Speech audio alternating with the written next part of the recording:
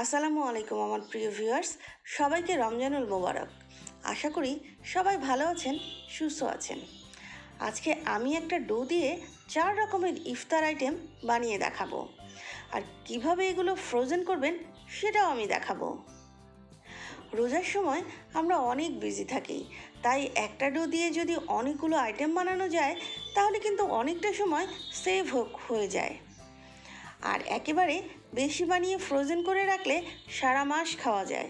আমি তো বাসায় ইফতার পার্টির সময় এরকম শর্টকাটে ইফতার আইটেম বানাই, কেউ বুঝতেই পারে না যে এটা আমি একটা ডো দিয়ে বানিয়েছি, কারণ প্রতিটা টেস্ট কিন্তু ভিন্ন ভিন্ন হয়। যাই হোক ভিউয়ার্স, আশা করি আপনাদের ভালো লাগবে আর আমার এই ভিডিও থেকে আপনারা উপকৃত হবেন। চলুন তাহলে ভিউয়ার্স আমরা রান্না শুরু করি। প্রথমে আমি মোটামুটি বড় সাইজের 4টা আলু নিয়েছি। এখন এগুলোর খোসা ছাড়িয়ে নিচ্ছি।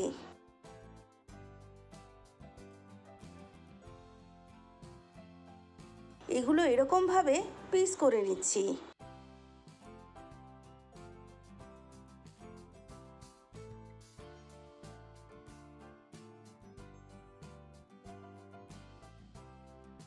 আলুগুলো এখন খুব ভালোভাবে ধুয়ে নিয়ে পানি দিয়ে সিদ্ধ করে নিচ্ছি।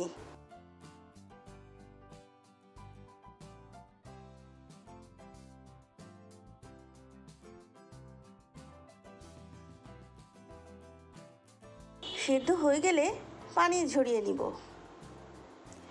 এবার আমি এটাকে পুরোপুরি ঠান্ডা করে নিব। ঠান্ডা হবার পরে এখন আমি একটা গ্রেটারের সাহায্যে গ্রেট করে নিচ্ছি। ঠান্ডা হবার পরে আলু শক্ত হয়ে যায়, তাই ভর্তা করা একটু কঠিন হয়ে যায়। এর মধ্যে লাম্পস থাকার চান্স থাকে, তাই আমি এভাবে গ্রেট করে নিচ্ছি যাতে একটা স্মুথ ভর্তা হয়।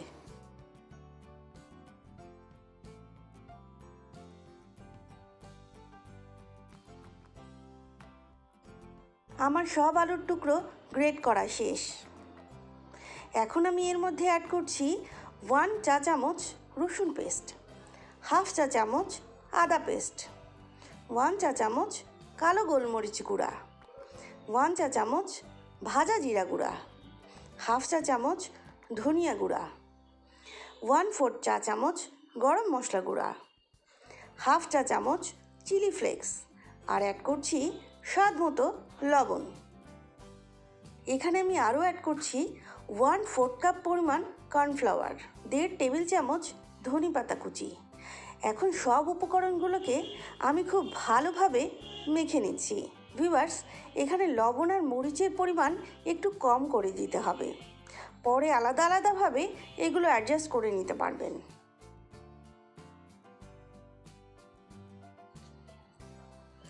আমার ডোটা একদম রেডি।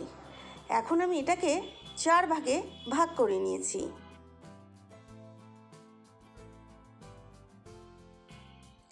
প্রথমে আমি পটেটো ট্রায়াঙ্গেল বানাবো। এর জন্য একটা বোর্ডের উপরে এরকমভাবে একটা পলিথিন বিছিয়ে নিচ্ছি। এর উপরে একটা ডো নিয়ে এভাবে হাত দিয়ে চেপে চেপে 4 কোণা শেপ করে বিছিয়ে নিচ্ছি।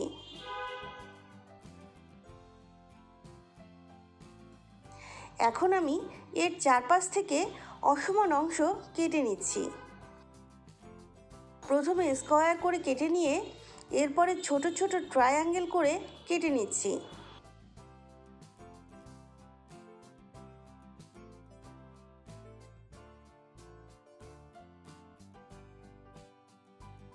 আমার কাটা হয়ে গেছে, এখন বোর্ড থেকে তুলে নিচ্ছি।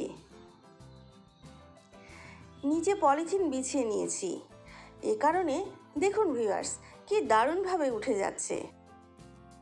সব ট্রায়াঙ্গেলগুলো আলাদা করে তুলে নিয়েছি। এখন একটা বাটিতে 1 টেবিল চামচ কর্নফ্লাওয়ার নিয়ে এর মধ্যে 2 টেবিল চামচ পানি দিয়ে গুলিয়ে নিচ্ছি।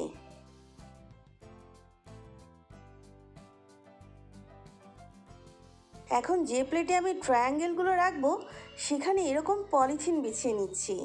এভাবে করলে প্লেটের মধ্যে লেগে যাবে না, আবার তুলতেও ঝামেলা হবে না। একটা বাটিতে কিছু ব্রেড ক্রাম্ব নিয়েছি। এখন একটা করে ট্রায়াঙ্গেল নিয়ে কর্নফ্লাওয়ারের মধ্যে ডুবিয়ে ব্রেড ক্রামের মধ্যে গড়িয়ে নিচ্ছি।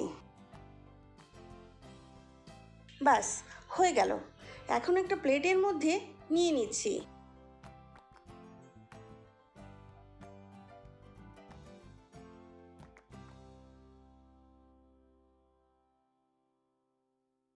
এভাবে আমি সবগুলা ক্রাম করে নিয়েছি। ভিউয়ার্স, আমার সবগুলো ক্রাম করা হয়ে গেছে। এখন আমি এটাকে এভাবে পলিথিন দিয়ে ঢেকে ডিপ ফ্রিজে রেখে দিব সারা রাত। ভিউয়ার্স, আমি এখন ডিম চপ বানানোর জন্য এখানে 2টা সেদ্ধ ডিম নিয়েছি। এভাবে ডিম 2টা কেটে নিচ্ছি। 2টা ডিম আমি 8 ভাগ করেছি। এখন আলুর ডোকে 8 ভাগে ভাগ করে নিয়েছি। একটা করে ভাগ নিয়ে এভাবে ভেতরে ডিম ঢুকিয়ে চপের শেপ দিয়ে দিচ্ছি।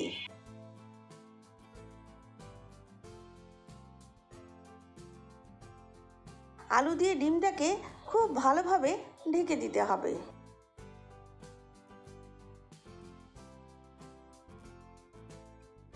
এভাবে আমি সবগুলো বানিয়ে নিয়েছি।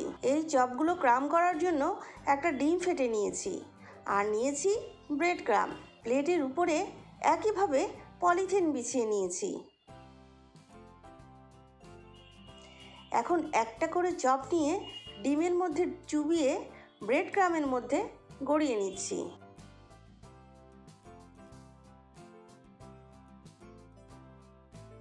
একইভাবে সবগুলা ক্রাম করে প্লেটের উপরে নিয়ে নিয়েছি। এখন পলিথিন দিয়ে ঢেকে ফ্রিজে রেখে দিচ্ছি। এবার আমি ট্র্যাডিশনাল যে আলুর চপ সেটা আমি বানাবো। এর জন্য এখানে আমি 1 ভাগ ডোয়ের মধ্যে 1 টেবিল চামচ পেঁয়াজ কুচি আর হাফ চা চামচ কাঁচামরিচ কুচি দিয়ে ভালোভাবে মেখে নিচ্ছি।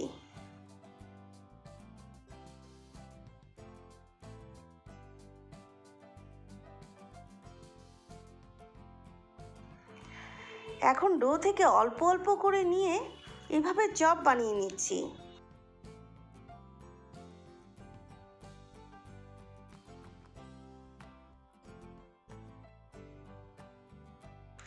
আর চপগুলো ফ্রোজেন করার জন্য একইভাবে প্লেটের উপরে পলিথিন বিছিয়ে এর উপরে একটু ফাঁক করে নিয়ে নিচ্ছি, যাতে একটার সাথে আর একটা লেগে না যায়। সবগুলো বানানো হয়ে গেছে। এখন ঢেকে ফ্রিজে রেখে দিচ্ছি। এবার আমি লাস্টের ডো আর টুনা মাছ দিয়ে চপ বানাবো। এর জন্য ডোয়ের মধ্যে 1 টেবিল চামচ পেঁয়াজ কুচি, 1 চা চামচ কাঁচামরিচ কুচি নিয়ে নিয়েছি। এখানে আমি 90 গ্রামের একটা টুনা ক্যান থেকে পানি ঝরিয়ে নিয়ে আলুর মধ্যে দিয়ে দিচ্ছি। আর দিচ্ছি 1 টেবিল চামচ ডিম আর 1 টেবিল চামচ ব্রেড ক্রাম। আমি যে ডিম দিয়ে ডিম আলুর চপ ক্রাম করেছি সেটাই ব্যবহার করছি। সব কিছু খুব ভালোভাবে মেখে নিচ্ছি।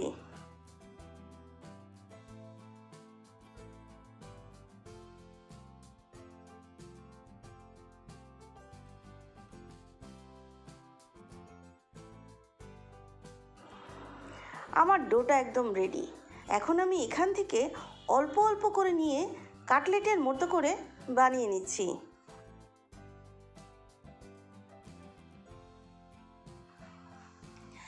একইভাবে প্লেটের উপরে পলিথিন বিছিয়ে নিয়েছি। এভাবে আমি সবগুলো কাটলেট বানিয়ে নিয়েছি। এখন আমি এগুলো ঢেকে ফ্রিজে রেখে দিচ্ছি।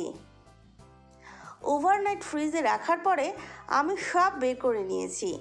চলুন দেখি ভিউয়ার্স সব কিছুর কী অবস্থা। দেখুন ভিউয়ার্স, সবগুলো ট্রায়াঙ্গেল প্রপারলি ফ্রোজেন হয়েছে। খুব সুন্দর করে প্লেট থেকে উঠে আসছে আর একটার সাথে আর একটা লেগেও যায় নাই। আমি নিচে পলিথিন বিছিয়ে দিয়েছিলাম, তাই এটা ধরে টান দিলেই সব উঠে যাবে, একটাও ভাঙবে না।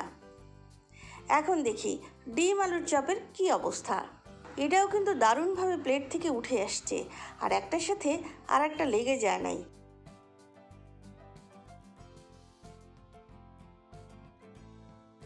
ট্রেডিশনাল চপ আর টুনা আলুর কাটলেটও আমি প্লেট থেকে তুলে নিচ্ছি। ভিউয়ার্স, এই চপগুলো বানানোর পরে যদি সব একসাথে ফ্রিজে রেখে দেন তাহলে একটার সাথে আর একটা লেগে যাবে, আর এগুলো সেপারেট করা কঠিন হয়ে যাবে। আমার সব আইটেমগুলি ভাজার জন্য রেডি। এখন এগুলো এরকম একটা প্লেটে নিয়ে ফ্রিজে রেখে দিতে পারেন আর প্রয়োজন অনুযায়ী ভেজে নিতে পারেন।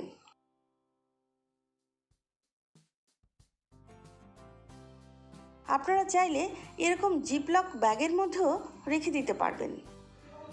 যেগুলো ক্রাম করা মানে পটেটো ট্রায়াঙ্গেল আর ডিম চপ আমি একটা ব্যাগে রেখেছি, আর যেগুলো ক্রাম করা নাই মানে আলুর চপ আর টুনা কাটলেট, এগুলো আমি অন্য একটা ব্যাগে রেখেছি। এখন ব্যাগের মুখ বন্ধ করে আবার ফ্রিজে রেখে দিব আর প্রয়োজন অনুযায়ী ভেজে খাবো।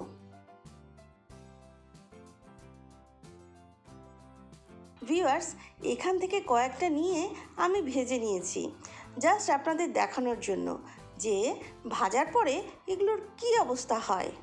ভাজাটা এখানে আমি ডিটেলস দেখালাম না, যখন খাবেন তখন ব্যাগ থেকে বের করে গরম তেলের মধ্যে সরাসরি দিতে হবে। আগে বের করে রাখা যাবে না, তাহলে এগুলো নরম হয়ে যাবে আর তেলের মধ্যে দেওয়ার সাথে সাথেই ভেঙে যাবে। ফ্রোজেন আলুর চপ আমি বেসনের মধ্যে দিয়ে ভেজে নিয়েছি, এটা সরাসরি ভেজে নেওয়াও যাবে। যারা এতক্ষণ ধরে আমার ভিডিওটি দেখলেন তাদেরকে অনেক অনেক ধন্যবাদ। আমার ভিডিও থেকে যদি আপনি সামান্য উপকৃত হন তাহলেই আমার সার্থকতা। আমার ভিডিওটি যদি আপনাদের ভালো লাগে তাহলে একটা লাইক দিতে পারেন, ফ্রেন্ডস অ্যান্ড ফ্যামিলির সাথে শেয়ার করতে পারেন। আর আমার চ্যানেলে যদি আপনি নতুন ভিউয়ার্স হয়ে থাকেন তাহলে নতুন নতুন মজার মজার রেসিপি পেতে আমার চ্যানেলটি অবশ্যই সাবস্ক্রাইব করে আমার সাথে থাকবেন প্লিজ। আর সাথে থাকা বেল বাটনে একটা ক্লিক করে রাখবেন, তাহলে সবার আগে আমার ভিডিওর নোটিফিকেশান আপনি পেয়ে যাবেন। কোনো ভিডিও তাহলে মিস হবে না। যাই হোক, সবার মঙ্গল কামনা করে আজকের মতো বিদায় নিচ্ছি। আল্লাহ হাফেজ।